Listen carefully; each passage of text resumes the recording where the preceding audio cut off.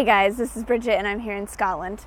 And today I wanted to talk to you about the idea of returning to your wild, instinctual nature and why that's significant, why that's critical to the expansion of consciousness and just overall well-being and wholeness.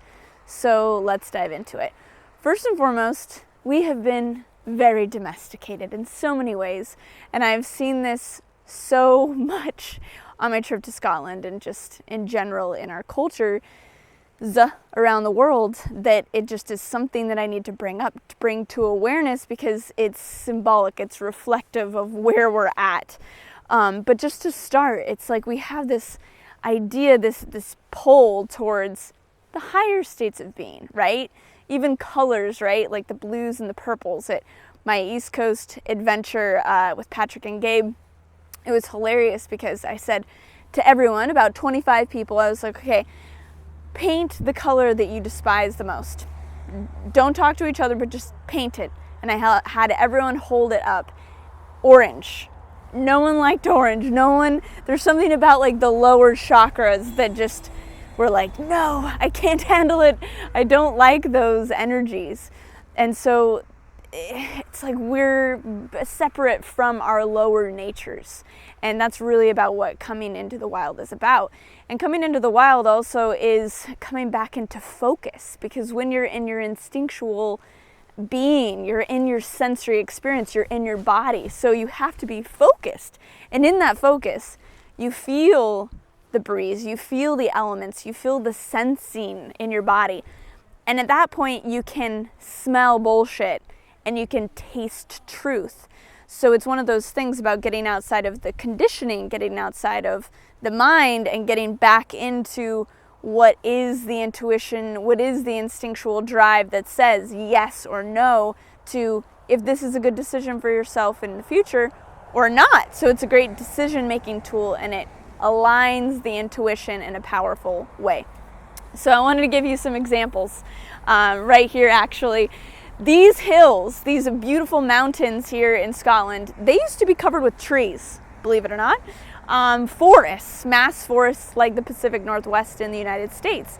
But they were all mostly cut down by the Vikings and different settlers. So they were never replanted until now. Some have been right here. See, right there. So this is symbolic. Okay, we've cut down our forests. Our forests are that inner space, the unknown, the unconscious that also holds our instinctual treasures. And we've cut it down. It's like, no, there could be something evil in the forest, and we've eradicated it. And we've traded in the wolf for the chihuahua. So all of us have these little cute dogs and these little cute cats, and it's like we've traded in the lion for the lamb. And on all of these hills, there's goats and lambs. And when I ran into some wild mountain sheep in Colorado with Patrick, they would have full on like rammed the car. Like that's how connected that they were to their instinctual selves. The ones, I could have ran up to them and pushed them over and they wouldn't have done anything. So the animals, the forest, symbolic of our domestication. So really we've traded in our wild nature for domestication. And now this is not to say, because I know the idea can go towards, well, are you just wanting us to become cavemen again? No cavemen.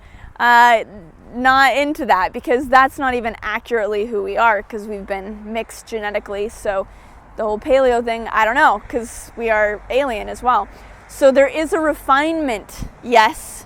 The refinement is in our consciousness, not necessarily in, the way that we hold our cup of tea or something like that. So it's really about being aware of how we've been conditioned, because the domestication is the conditioning, and it hasn't always been consciously decided by us. A lot of these things we've just inherited or adopted around us because it's what the culture says that we should do. But they don't feed our souls and they don't bring us back into wholeness. So this idea of the instinctual nature going and returning back to the wild self is coming back into wholeness, because we need that lower aspect to come into full consciousness and be whole people. So it seems like something to push away, but it's really something to go towards. And as I was saying, pushing away that orange color, everyone didn't like the orange. The orange is the life force. The orange is the sensuality. It's the creative life center. So there's something about, it is lower in nature, but it's the creative within also, if we can bring it into full consciousness. So it can be a very powerful exercise. Now, what are some ways to get into this consciousness? You ask, get into this wild nature? Really returning to the sensing, returning to the elements. So whether that's just being naked, whether that's being in nature, just coming back into the primal aspect of your being. That can be through shamanism, that can be through just anything that makes you feel uncomfortable, because oftentimes domestication feeds the ego, which is all cozy and comfortable, and oftentimes going towards, right now, like my hands are cold, at least I can feel my hands, and there's something that puts me into the elements and puts me into my instinctual nature. So get in the elements, nature, return to awareness around what is domestication and what isn't. Because sometimes it's hard to see because it's been so long. You're like, I would have never thought that these mountains had forests on them.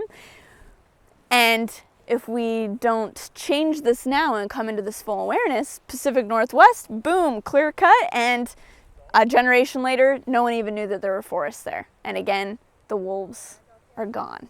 So, hope you like this. This is just a beginning. I love this topic, and so I just wanted to give a little brief reinsertion of the idea, and let me know what you think. Let me know if I can expand on it in any way, and thank you so much for watching. Subscribe, and I'll see you soon with another video.